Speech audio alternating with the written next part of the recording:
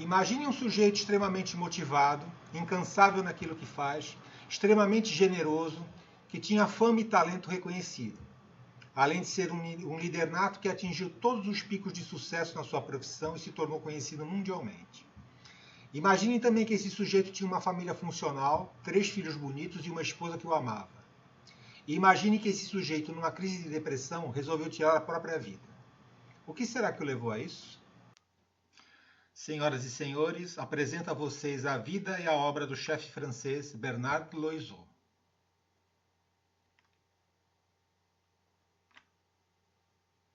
Vem comigo nessa?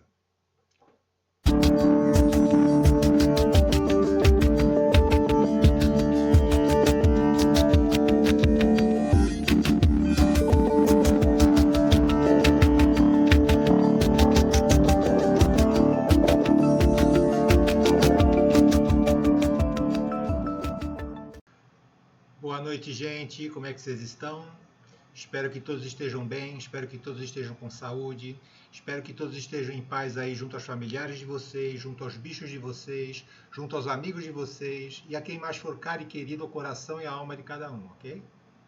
Bernard Loiseau, gente, foi um chefe francês de fama internacional que nasceu no ano de 1951 na cidade francesa de Chamalières. Foi um dos grandes chefes franceses do século XX, ao lado de Paul Bocuse, ao lado de Alexandre Dumas, ao lado do Pierre Trosgros, né? Entre outros que tem lá da cozinha francesa. Ele veio de uma família simples e se tornou na juventude aprendiz de cozinha dos restaurantes dos famosos irmãos Tragros, entendeu? Sendo que o Pierre Tragros, que está aqui do lado, foi um dos mentores dele. Lá na França havia uma tradição, tá? Ou pelo menos havia até a época que o Bernard Loiseau era jovem, que dos restaurantes de renome aceitarem rapazes como aprendizes para trabalharem nas suas cozinhas. E de lá eles saíam com um certificado de que foram aprendizes na cozinha de restaurante de um determinado chefe. Geralmente chefes de renome, né? Chefes conhecidos, tá? Isso lhes abria as portas para trabalhar em vários restaurantes, tanto na França como no mundo. Essa tradição de se aceitar aprendizes para o aprendizado de uma profissão, isso vem desde a Idade Média, tá? Com as chamadas corporações de ofício e seus sistemas de compagnonnage, onde os artesãos tinham essa prática de aceitar aprendizes. Tá? Esses aprendizes iam de mestre em mestre, aprendendo o ofício e pegando experiência, até que o aprendizado terminava com a criação de uma obra-prima daquele ofício específico. Né? Ou seja, se fosse, por exemplo, o ofício de sapateiro, o aprendiz ele tinha que fazer um sapato obra-prima, um sapato acima de qualquer suspeita, para poder se estabelecer ele mesmo como artesão e ser aceito naquela corporação de ofício, tá? Que eram as chamadas guildas. Tá? Qualquer semelhança com a maçonaria e seus graus de aprendiz, companheiro e mestre não é mera coincidência. Tá? A maçonaria é uma herdeira, ainda que de forma simbólica, do que era feito nessas guildas. Uma coisa que é importante da gente ressaltar é que o Bernard Loiseau ele se formou, né, e começou a trabalhar e foi um representante da chamada Nouvelle Cuisine. A Nouvelle Cuisine foi uma tendência da gastronomia francesa que surgiu no começo dos anos 70, que valorizava a leveza dos pratos, a delicadeza dos pratos e a ênfase na apresentação. Né? Paul Bocuse foi um dos maiores representantes dessa escola. Okay? Apesar de ele nunca ter sido um estudante aplicado, quando falamos de educação formal, o Bernard Loiseau era um sujeito extremamente ambicioso. Né? E em 1968, quando ele ainda estava como aprendiz lá no restaurante dos irmãos Tragros, aconteceu um fato que ia marcar para sempre a vida dele. Okay? O restaurante dos irmãos Tragros recebeu a 3ª estrela do Guia Michelin. Aqui vamos ter que fazer um parêntese, ok? Não tem como falar da vida do Bernard Loiseau, nem da gastronomia francesa, sem falar do Guia Michelin, tá? E as estrelas que esse guia confere aos restaurantes, tá bom? Na verdade, a Michelin é uma fábrica de pneus que começou em 1900 fazendo pneus de bicicleta. Mas logo começou também a fazer pneus para automóveis, assim que os automóveis começaram a se popularizar na Europa. Tá? E para ajudar na popularização dos carros e consequentemente para eles também poderem vender mais pneus, eles criaram um guia. Tá? Um guia das estradas de rodagem da França, indicando nesse guia onde eram as melhores paradas e os melhores restaurantes, tá bom? Detalhe, para cada restaurante eram dadas estrelas, conforme critérios pré-definidos, ok? Nascia assim o famoso Guia Michelin, e com ele todo um sistema meio secreto, através do qual as estrelas eram conferidas aos restaurantes. Os inspetores do Guia Michelin visitam os restaurantes de forma anônima, comem e pagam as próprias contas, né? E através dessas visitas eles atribuem pontuações que vão levar as estrelas a um determinado restaurante, tá? A coisa se tornou uma instituição na França, com as estrelas indo numa gradação de 1 a 3, conforme está aí sendo mostrado, tá? E elas são extremamente cobiçadas pelos grandes chefes franceses. Lembrem que estamos falando da França, né? Onde a culinária é uma instituição nacional e que possui os maiores e mais famosos chefes de cozinha do mundo, tá? Os chefes de cozinha são celebridades e a culinária é um fator cultural e econômico muito importante por lá, ok? Mas voltando lá para 1968, tá? Quando o nosso herói ainda era um aprendiz lá no restaurante dos Irmãos Tragot, ele estava ali presente quando o restaurante recebeu aquela terceira estrela.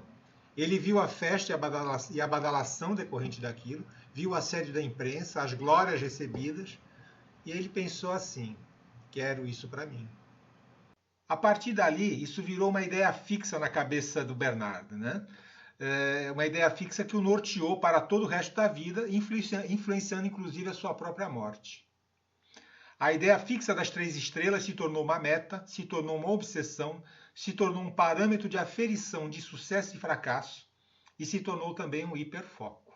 Depois que ele saiu do restaurante dos Irmãos Tragot, ele foi trabalhar para um chefe chamado Claude Verguer, né?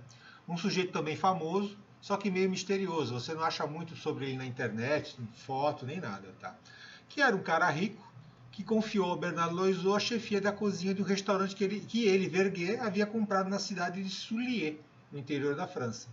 Era, na verdade, um hotel-restaurante que havia pertencido ao antigo chefe chamado Alexandre Domain, mas que estava caindo aos pedaços, tanto em termos de estar com tudo velho, né? Fogão, cozinha, quartos, tudo, como também em termos de freguesia, pois havia tido obras rodoviárias por ali que desviaram uma antiga estrada que passava por lá e que acabou também desviando a freguesia, né? Era um lugar decadente, tanto o restaurante quanto a cidade. O Bernard trabalhou incansavelmente para reconstruir o lugar, para reavivar o restaurante, tanto que, passando alguns anos, ele acabou comprando esse restaurante do Claude Verguer, comprou o restaurante do próprio patrão, tanto que hoje se chama Le Relais Bernard Loiseau, né? E transformou num hotel-restaurante de altíssimo luxo, com as instalações mais caras, luxuosas e requintadas que se possa imaginar. Lógico que ao custo de uma imensa dívida com os bancos, através de financiamento, e uma luta incansável para atrair clientes para uma cidade que estava em franca decadência. Mas ele lutou muito. Ele lutou tanto, tanto que em 1991, finalmente ele conseguiu a sua tão sonhada estrela do Guia Michelin. Ok? Imagine a felicidade que esse homem não deve ter sentido. E ele fazia de tudo para se autopromover e fazia de tudo para promover o seu restaurante, tá?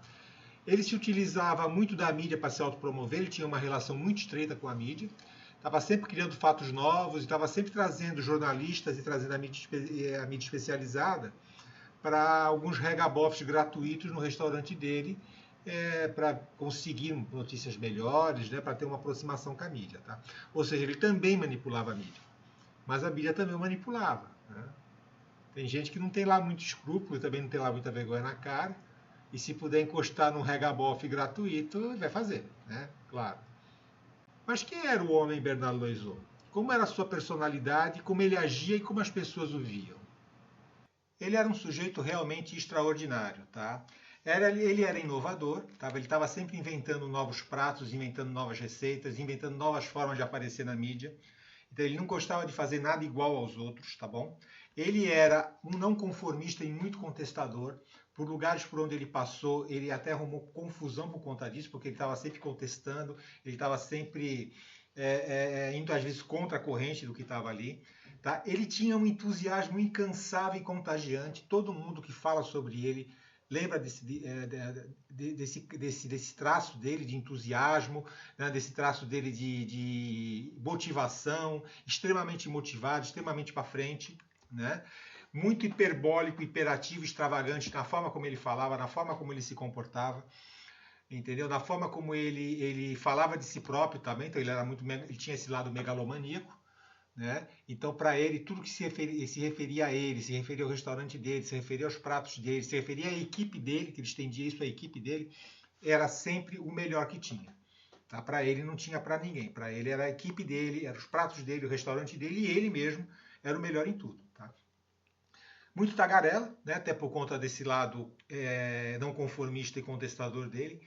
Muito crítico e detalhista, muito com raciocínio muito rápido e também muito observador. Ele não deixava passar nada fora do crivo dele dentro do restaurante dele. Ele controlava tudo, entendeu? Cada centímetro, cada prato servido, cada cliente atendido, ele controlava de tudo ali dentro, tá? Mas era também muito bondoso e generoso. As pessoas falam que perto dele ninguém se sentia triste. As pessoas falavam que perto dele todo mundo sorria. Teve uma pessoa que depois não foi falar no enterro dele, que lá tem essas coisas, né, das pessoas fazerem discurso no enterro, que falou que era a primeira vez que eles estavam com o Bernardo Loiseau e o Bernardo Loiseau não os fazia sorrir, porque ele fazia todo mundo ficar bem, ele queria agradar todo mundo. Entendeu? Ele é extremamente bondoso, ele é extremamente, ele queria acolher as pessoas, tá bom? Muito protetor com os familiares, muito protetor com os empregados dele, tá? E era um líder proativo, muito incentivador, que não se impunha pela força, ele se impunha pelo entusiasmo, ele se impunha pelo elogio, né? Ele se impunha pelo contágio da personalidade dele, extremamente otimista, né? Extremamente para frente, tá bom? Ou seja, o homem era um dínamo de energia, um dínamo de inventividade, um dínamo de entusiasmo. Só que nem sempre. Havia um lado obscuro que só as pessoas mais íntimas conheciam. Mas ele tinha, na verdade, uma personalidade que operava em ciclos. Tá? Depois de um ciclo de alta combustão, né, como a gente tinha visto no slide anterior, vinha um ciclo onde ele caía numa depressão braba, numa depressão atroz. Ele ficava prostrado, achava que tudo ia dar errado, não queria comer, desabava emocionalmente para os amigos, até para os empregados mais chegados, tinham que segurar as pontas dele no tocante ao estado emocional que ele ficava, né? Isso daí foi depois diagnosticado como um sintoma de bipolaridade, ok? Foi por isso que eu coloquei no primeiro slide a expressão uma vida entre picos e vales, tá? Porque o bipolar ele tem esse lado, né? Ele tem um ciclo de alta combustão e depois um ciclo que desce, que vai até a depressão. Ele fica nesse pico e nesse vale, nesse sobe e desce. E essa situação dele foi piorando com o tempo, principalmente depois que ele começou a assumir os desafios lá do hotel-restaurante, né?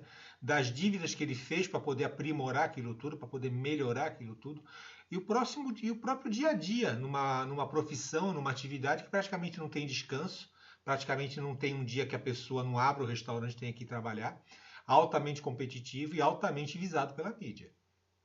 Falando um pouquinho sobre o transtorno bipolar, ele afeta em torno de 1% da população, tá? Afeta igualmente tanto homens quanto as mulheres na mesma proporção, tá? Pode ser gerado por fatores hereditários, mas isso ainda não é consenso, se bem que no caso do Bernardo Loiseau ele tinha um avô materno com essas características, e apresenta um comportamento cíclico, né? Alternando períodos de euforia com períodos de depressão, né? Euforia com depressão, como numa curva de seno e cosseno. Tá? E outra coisa também meio triste é que é um transtorno que apresenta um índice considerável de suicídios. Eu estou deixando aqui embaixo na descrição um vídeo da doutora Ana Beatriz Barbosa, que ela explica, né, direitinho os tipos de transtorno bipolar, tipo 1, tipo 2, etc. Entendeu? E as características, né, que as pessoas com essa doença apresentam, tá? É inclusive um erro a associação da bipolaridade com aquela pessoa que tem mudanças de humor ao longo do dia, né? Ou mudanças de humor dependendo de algum fato que ocorra. As pessoas às vezes brincam, né? Aquele cara ali é bipolar, vive mudando de ideia, vive mudando de reação, né? Mas na verdade a bipolaridade ela tem ciclos muito maiores, tá? São dias ou meses de depressão, depois dias ou meses de euforia ou de mania. Né? Lembrando que no passado o transtorno bipolar era chamado de transtorno maníaco-depressivo. E um exemplo disso foi uma viagem que o Bernardo Loiseau fez ao Japão para abrir a filial em um restaurante dele, num hotel lá de Tóquio. Tá? Aquele negócio até acabou não dando certo. Mas nessa viagem ele teve uma recaída no padrão depressivo. Ele estava acompanhado de um funcionário que relatou que teve de ficar vários dias cuidando do patrão. Tá? Bernard tinha, inclusive, desenvolvido uma desconfiança paranoica pela comida japonesa, a ponto de ficar se alimentando dias e dias apenas de massas. Depois dessa viagem, o empregado conversou com a esposa do Bernard, relatou o ocorrido e eles foram procurar ajuda médica, né, e lhe foi receitado Prozac. O Bernard tomou por um tempo, mas não gostou dos efeitos calmantes do Prozac, porque ele queria a volta da antiga energia, né, daquele período de alta combustão. Tá? Ele queria de volta o estado de euforia, que foi muito responsável pelo que ele já tinha conseguido até então. Tá? E ele acabou abandonando o remédio. Os feitos do Bernard Loiseau não foram poucos. Ainda mais para um homem vindo de uma família humilde com os problemas psíquicos que ele tinha. Né? Além de ele ter recuperado aquele antigo hotel-restaurante e de ter conseguido as 3 estrelas do Michelin, que, lembre-se, era uma obsessão dele, ele também conseguiu outras coisas. O restaurante dele foi o primeiro restaurante no mundo a ter ações negociadas em bolsa de valores, e através disso ele conseguiu financiar em muitos seus projetos. Ele renovou uma linha de sopas para a divisão francesa da Unilever. Criou 25 variedades de refeições prontas para a Agis. A Agis é uma empresa francesa de catering. O que é uma empresa de catering? É aquela empresa que fornece refeições prontas para um evento, por exemplo. Né? Foi uma espécie de embaixador para uma determinada marca de champanhe francesa. Publicou 8 livros de culinária, inclusive um de receita para crianças. E o seu empreendimento em Soulier ajudou a reativar a economia da cidade, que estava em decadência. Tá? Ele se tornou o maior empregador e o maior pagador de impostos daquela cidade. Tá? Para vocês verem como o homem era poderoso. Hein? A questão é que a sua maior fixação, o seu maior hiperfoco, como eu já dito, né, que eram as tais 3 estrelas do Guia Michelin, elas não são para sempre. Né? O que o Guia Michelin dá, o que o Guia Michelin também pode tirar. Todos os anos são feitas novas pesquisas e inspeções para atribuir estrelas ou retirar as estrelas dadas, né? De forma que todo ano os chefes franceses já estrelados passam por um período de expectativa e de estresse muito grande, né? Para ver quem ganha e quem perde as estrelas. Né? E isso gera toda uma série de artigos na mídia escritos por críticos de alta gastronomia, que ficam especulando quem ganha, quem perde, toda uma fofocalhada, talvez até balcão de apostas tem nessa brincadeira aí, né? Apostando quem vai perder ou quem vai ganhar aí essas estrelas do Guia Michelin. Tá?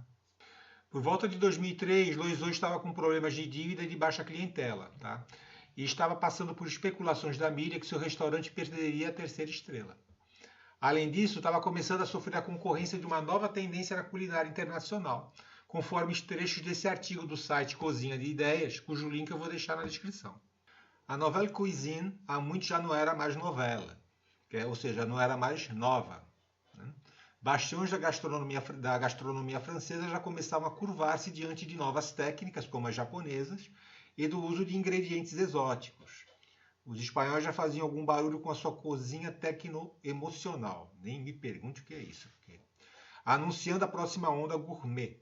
E Bernard, que havia pulado muitos degraus na escada que leva ao topo, não sabia como reagir, como adaptar-se aos tempos modernos. Ou seja, o Bernard Loiseau, que sempre foi um sujeito muito inovador, dessa vez ele não estava mais conseguindo se reinventar. Talvez porque ele conseguia inventar e se reinventar dentro do âmbito da Nouvelle Cuisine. E a Nouvelle Cuisine estava saindo de moda. Frente a isso, ele começou a ter crises cada vez mais graves na fase depressiva da bipolaridade, que culminaram com seu suicídio em fevereiro de 2003. Ele deixou a esposa, 3 filhos e todo um império na cidade de Soulier que dura até hoje, sob o comando da sua viúva. Bom, mas e a parte astrológica? Como fica a bipolaridade no mapa natal de uma pessoa? E como era o mapa natal do Bernard Loiseau? Né? Eu não achei praticamente nada na mídia astrológica, tanto nacional como internacional, correlacionando a bipolaridade com aspectos astrológicos ou com posições astrológicas. Tá? Mas eu li a biografia do Bernard Loiseau. Tá? Biografia essa que eu vou falar um pouquinho mais lá para frente. Tá? E também consegui o mapa natal dele lá no astro.com. Vamos acompanhar? Então vamos começar analisando o mapa aqui do Bernard Loiseau, tá? E de cara, vou até tirar as casas aqui para a gente dar uma olhada. De cara a gente vê essa grande cruz, né? essa grande cruz cardial que ele tem aí, ok? Envolvendo a Lua, envolvendo Urano, envolvendo Saturno e envolvendo Mercúrio. Tá aqui a grande cruz cardial que ele tem. Tá? A grande cruz são em geral, está em mapa de grandes empreendedores que são destemidos, em grandes empreendedores que são resolutos nos seus objetivos, ok? E quando a gente fala de grande cruz, a gente está falando de 4 planetas que são pontos focais da sua quadratura T. Tá? Então, se a gente analisar aqui, aqui a gente tem esses pontos focais que estão aqui, tá? Esses pontos focais, cada um recebe a tensão da sua quadratura T. Porque, na verdade, você tem 4 quadraturas T. Você tem 4 T-squares aqui, né? Então, nós temos aqui, ó, a primeira T-square, vamos dizer assim, tá? Que é essa oposição de Lua com Saturno, cujo ponto focal é Urano.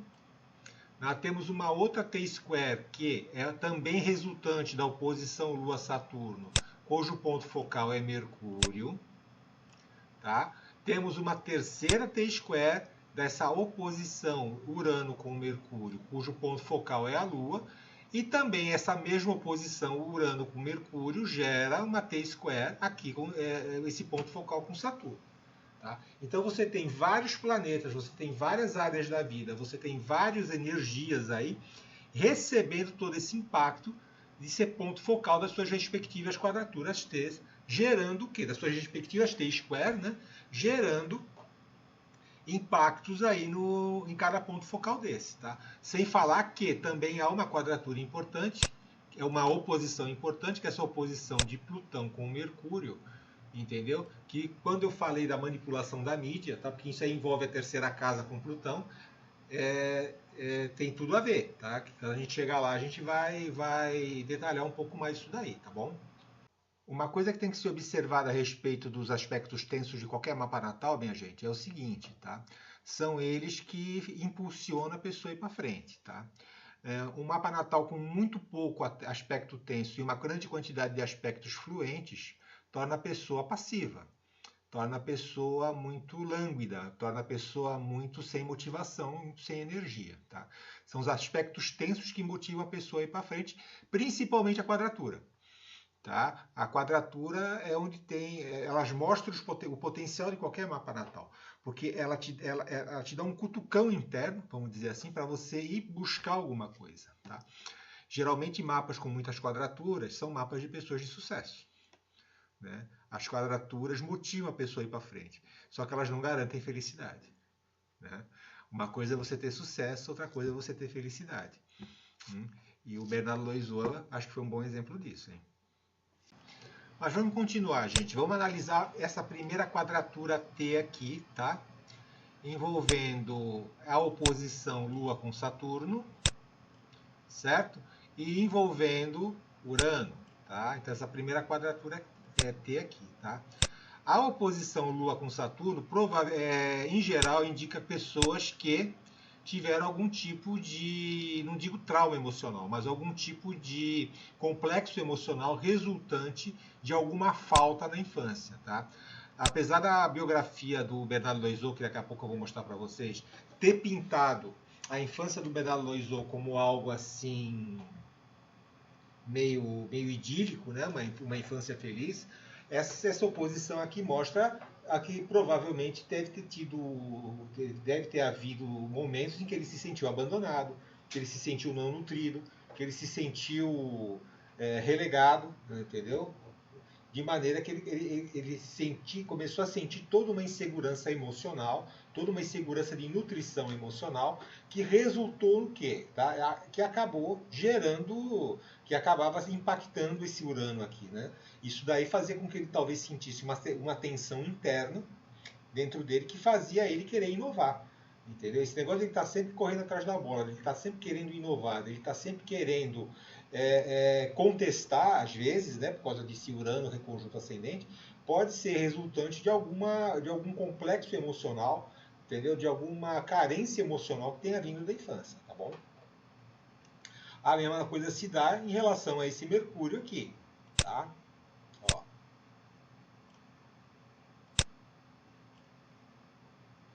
Vamos circular Mercúrio. Okay?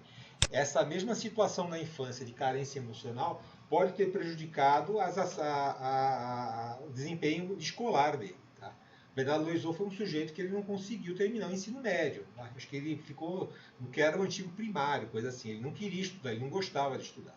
Tá? Geralmente, quando você tem Mercúrio como ponto focal de uma quadratura T, mostram pessoas que tiveram algum tipo de, que em geral tem algum tipo de transtorno de déficit de atenção. Tá? Elas não conseguem se concentrar na aula, elas não conseguem se focar na aula, entendeu? Elas se distraem muito. Tá? Isso daí pode, inclusive, ter gerado algum tipo de complexo nesse sentido, que a gente tem aqui, ó, Quirón conjunto a esse Mercúrio. Tá? Geralmente, quando o Quirón está conjunto ao planeta pessoal, em geral eu considero. Tá? Quirón sozinho não, mas Quirón conjunto ao planeta pessoal eu considero sim como uma marca de algum tipo de ferida que ele tenha, talvez em relação à educação dele. Tá? Tanto que talvez ele tenha, como aqui estamos na 7ª casa, né, ele provavelmente foi buscar isso na esposa dele. Okay? Porque a esposa dele era uma virginiana, a segunda esposa. A primeira não deu muito certo o casamento. Mas o casamento dele que vingou, que foi com a segunda esposa dele, que é a atual viúva que cuida lá do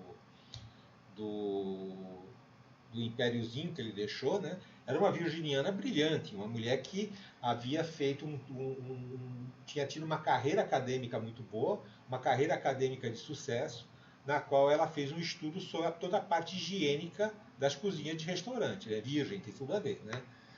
E talvez ele tenha ido buscar essa falta, essa carência acadêmica, essa carência intelectual dele, ele tenha ido buscar na esposa, entendeu? Justamente porque ele sentia essa carência dentro dele estudantil. Tá? Mesmo porque quando você tem Saturno quadrando com Mercúrio, às vezes você mostra algum tipo de currículo acadêmico não linear. Né? A pessoa ela não fez aquela coisa de primário, secundário, terciário, faculdade. Não, foi um negócio meio tipo assim, aprender um pouquinho ali, aprender um pouquinho aqui, teve dificuldade de estudar, teve isso, teve aquilo. Tá? E no caso dele foi bem isso. Ele não conseguiu realmente terminar. Tá? Aliás, ele pediu para sair da escola porque ele queria trabalhar, ele não queria mais ficar lá dentro. Tá? E esse mau desempenho estudantil que ele teve também pode ter sido resultante dessa carência emocional que está aqui. Por quê? Porque ele é um ponto focal dessa oposição de Mercúrio, da Lua com Saturno. Tá? Aí você tem essa oposição aqui, ó, de Urano com Mercúrio, isso dá um espírito muito contestador, um espírito muito assim de querer contestar tudo, entendeu? De ser contra a corrente, de estar afim de estar sempre retrucando o que você está falando. Em geral, pessoas que têm aspecto tenso de Urano com Mercúrio são aquelas pessoas que não deixam você falar. Tá? Você fala alguma coisa, ela retruca. Você fala alguma coisa, ela interrompe. Você fala alguma coisa, ela passa por cima daquilo que você está falando. Ela não te ouve direito. Tá? E desencadeava na Lua. Tá? Então o que acontecia? Poderia ser, aqui tá, essa oposição desencadeando a Lua como ponto focal, poderíamos ter aqui alguma situação que era inconsciente dele. Entendeu? Era uma reatividade dele da qual ele nem tinha consciência. Ele simplesmente criticava, ele simplesmente contestava porque estava na natureza dele e era uma reação automática dele. Ele não percebia o quantas vezes ele estava sendo chato, tá? O quantas vezes ele estava sendo penteiro por conta disso daí. Não era algo consciente como é o Sol. O Sol é a consciência, a Lua é a inconsciência. Né? Não é a inconsciência, a Lua é a reatividade. Talvez ele não percebesse isso daí. Tá? E essa mesma oposição aqui, né, se desaguando com esse Saturno na 5ª casa. Tá? A oposição Urano-Mercúrio, ela também é uma oposição muito criativa, de mente muito criativa, de mente muito fértil. Né? E essa mente fértil levava ele às realizações criativas dele.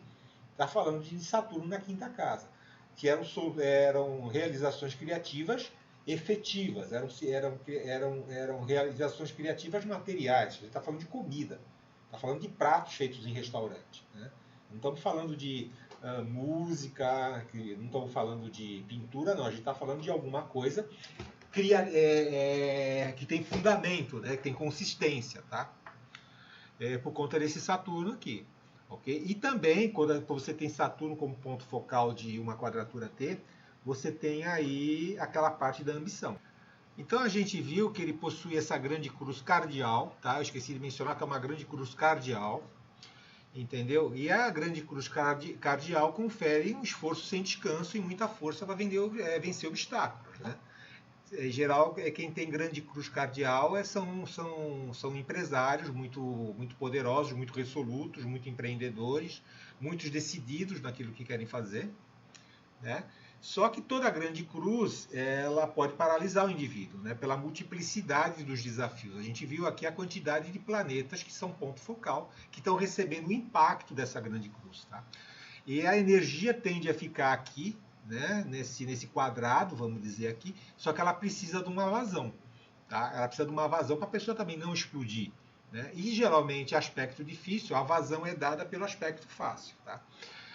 Analisando a biografia do Bernardo Loiseau, a gente percebe que a grande vazão que foi dada foi através desse trígono aqui, ó, que é um trígono exato entre Urano e Júpiter. Tá? Júpiter está muito bem aí na 10ª casa. Tá? Daqui a pouco eu vou colocar as casas de novo aqui, mas Júpiter está muito bem posicionado nessa 10ª casa. Ele está em domicílio, porque ele está em peixes, tá bom? Então ele está muito forte aqui. Entendeu? Recebendo um trígono de Urano, ou seja, Júpiter na 10ª casa, aquela necessidade de expansão que ele tinha no meio social, aquela necessidade de expansão que ele tinha na parte da profissão dele, na parte de se posicionar no mundo, recebendo toda aquela descarga de inovação, toda aquela descarga elétrica de Urano. Tá? Por isso que ele era aquele cara que se achava o rei da carne seca. Porque Júpiter tem isso, né? Júpiter se acha o rei da carne seca.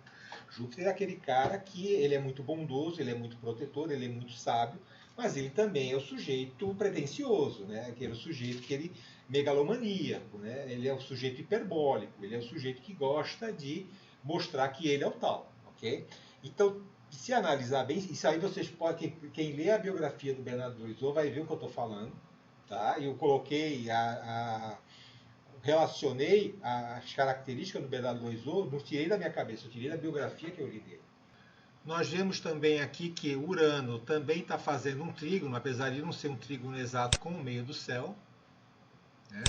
Então ele conseguia projetar, isso é um reforço a esse trígono de Urano com Júpiter aqui, ó, meio do céu. E trígono com Júpiter, tá? Sendo que aqui você tem o quê? Aqui você tem entre o meio do céu e Júpiter uma conjunção, tá? Deixa eu acertar isso aqui.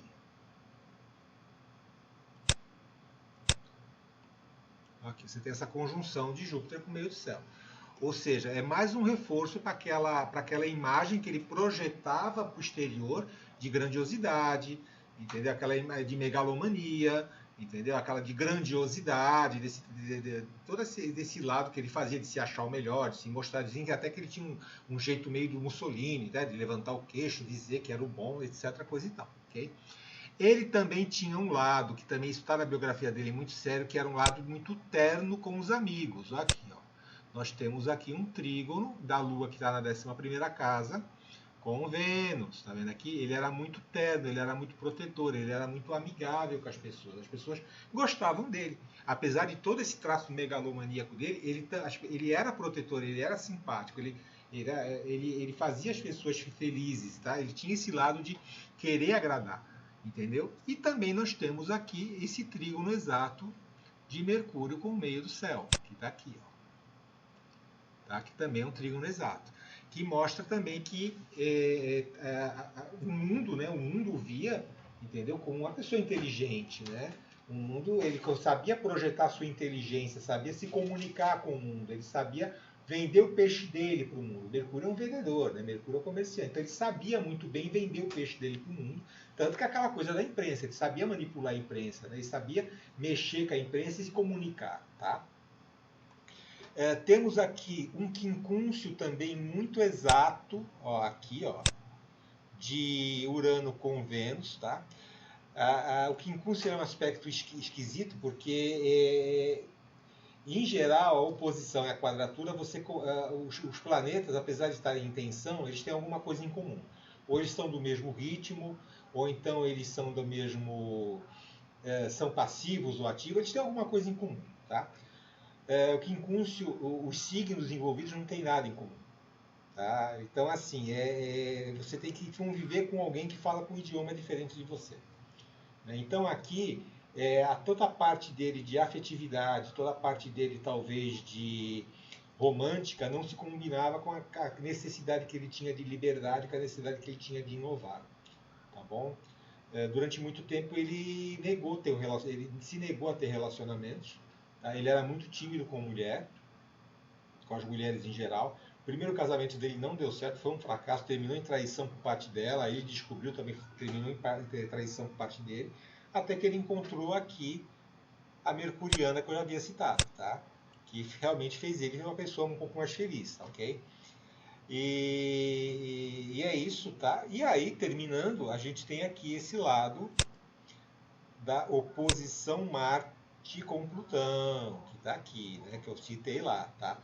Envolvendo a terceira casa. A terceira casa é a mídia, né? Plutão na terceira casa, tá? Então, no caso dele, Plutão na terceira casa pode ser uma série de coisas, né?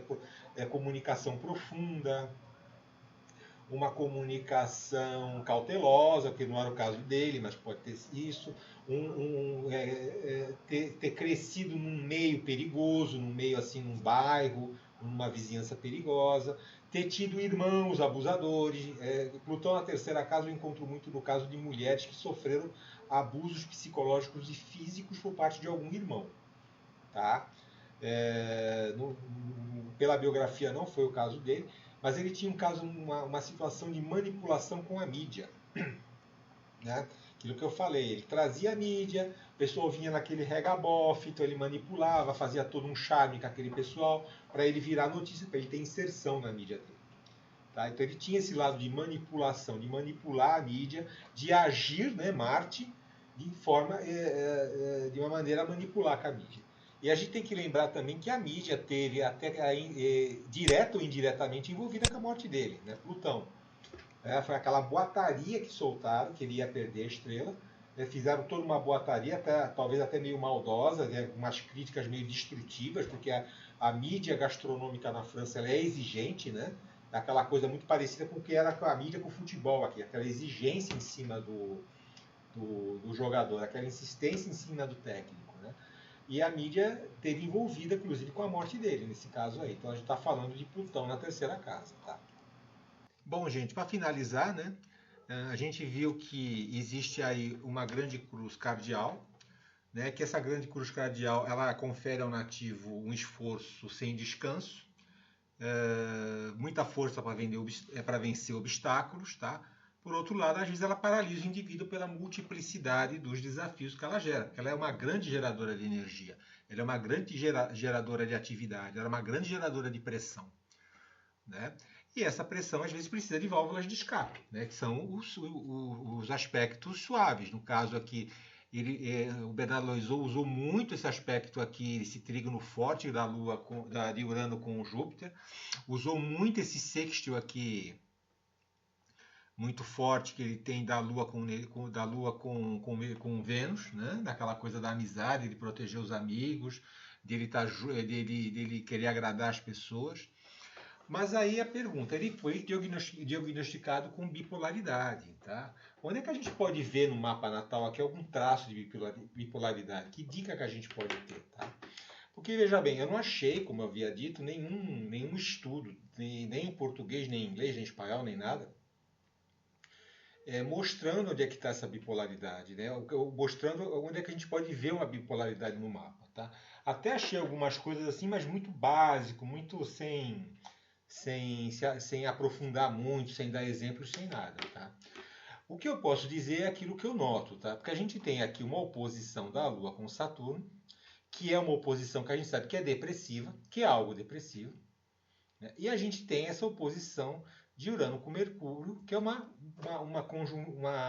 oposição altamente energética, que é uma oposição altamente contestadora, altamente criativa, entendeu? Altamente geradora de ideias, geradora de fatos, etc. Tá? O que pode parecer que, dependendo do trânsito, dependendo da progressão, se essa oposição for mais ativada, pode ser assim, né, uma aposta que eu estou fazendo, que venha o lado depressivo dele, aflore o lado depressivo dele, representado por esse Saturno e por essa Lua. Tá? E aí, o que acontece? Quando, por progressão, por trânsito, essa oposição for ativada, vem aquele lado dele hiperativo, aquele lado super tenso, super megalomaníaco, super criativo dele, entendeu? Que faz com ele entra naquela fase de combustão. Então, conforme os trânsitos forem ativando essa oposição e essa daqui, um lado se ressalta mais com o outro, tá? Lembrando que se eu ativo essa oposição, eu também estou ativando essa quadratura, né? E se eu estou ativando essa oposição, também estou ativando essa quadratura. Se eu ativo essa oposição, também ativo essa quadratura, tá? Então, provavelmente, o Bernardo Loiseau era um cara que vivia sempre no limite, né? Ele vivia sempre no limite. Ou ele estava sempre muito ativado, ou então ele estava sempre muito no estado depressivo, né? Que a bipolaridade é isso, uma hora uma hora outra, né? Se bem que aí tem esse nó do norte agora, falando um pouquinho do nó do norte na casa 10, ele veio realmente para brilhar no mundo externo, ele veio realmente para mostrar para o mundo externo quem ele era, ele realmente veio para brilhar. Tá? Ele realmente veio para fazer o que ele fez, tá? Porque o nó do norte é a nossa missão de vida, ok? Então ele não veio para ficar dentro de casa, ele não veio para ter uma vida provinciana, uma vida pacata, ou então para ser uma pessoa mais intimista que pensa nas suas bases emocionais.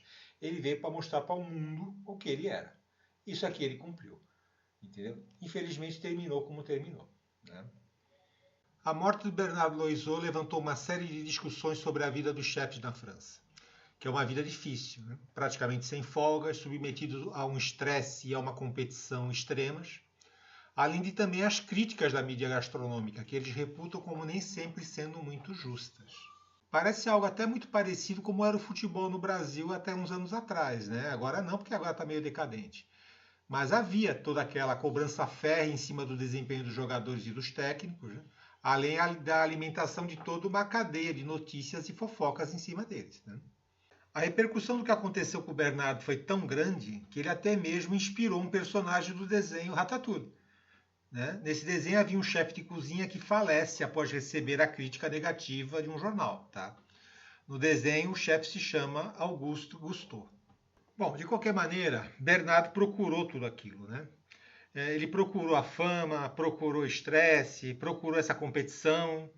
E sempre, se a gente pode escolher uma simbologia para tudo isso, eu escolheria o arcano 15 do tarô, que é a carta do diabo, tá? A carta que, entre outras coisas, fala da nossa escravidão frente às coisas materiais, nossa escravidão frente aos nossos vícios, a escravidão frente aos nossos desejos, a escravidão frente às nossas vaidades, ok? Quando sai a carta do diabo, a pessoa, o consulente não é o diabo, o consulente é o bichinho que está aqui escravizado ao diabo, está escravizado às coisas materiais, escravizado a tudo aquilo que pulsa nesse mundo material aqui, tá bom? E aí vai a pergunta, será que vale a pena, mesmo a alma não sendo pequena? Fica a critério de cada um decidir, não é mesmo? Se você gostou dessa história e quer se aprofundar nela, procure esse livro aqui, ó. O Perfeccionista, A Vida e a Morte do Chefe Bernardo Loiseau, que é do jornalista americano Rudolf Chelminsky. Tá? Ele é americano, mas ele é radicado na França. Ele foi amigo do Bernardo Loiseau, conviveu muito com ele, vivenciou vários acontecimentos e foi a minha principal fonte para esse vídeo aqui, fora artigos de jornais e da mídia especializada que eu vi na internet. É um livro interessante porque ele conta também a história da gastronomia francesa do século XX, tá? Inclusive um pouquinho dos séculos passados também. Faz um apanhado dos seus principais chefes, tá? Faz um apanhado também de como é o dia a dia dessa indústria, de como é que é a mídia especializada em torno dessa indústria, e ele chega até mesmo nos principais ingredientes dos pratos, tá bom? Ele também discorre bastante sobre o transtorno da bipolaridade, que é esse mal que se abateu sobre Bernardo Loiseau e acabou levando, né? E para quem gosta de astrologia, é interessante ler o livro acompanhando o mapa do Bernardo Loiseau, né? Que, como eu disse, está lá no astro.com. E se você gostou do vídeo, deixa aí um like, tá bom? Se inscreva no canal se for do seu interesse. O canal teve um crescimento muito grande no número de inscritos nos últimos dias, de forma que eu agradeço a todos que se inscreveram, tá bom? Eu tento manter o ritmo de pelo menos um vídeo por semana, tá? Porque eu gosto muito de prezar pela pesquisa e pelo embasamento, tá? Eu não trago qualquer coisa para colocar aqui. Eu me pesquiso muito, me embaso muito, tanto que eu deixo lá na descrição dos vídeos todas as fontes nas quais eu me baseei, tá bom? Aí, lógico, acaba ficando o trabalho um pouco mais demorado mesmo, tá? De resto, fiquem com Deus, tenham uma boa semana, cuidem-se e tenham cautela, pois estamos em plena T-square entre Marte, Plutão e Júpiter, conforme meu vídeo de 2 semanas atrás, tá? Então evitem brigas, evitem confusões e evitem provocações, tá bom? Fiquem com Deus e ó, até semana que vem, tá bom? Tchau, tchau.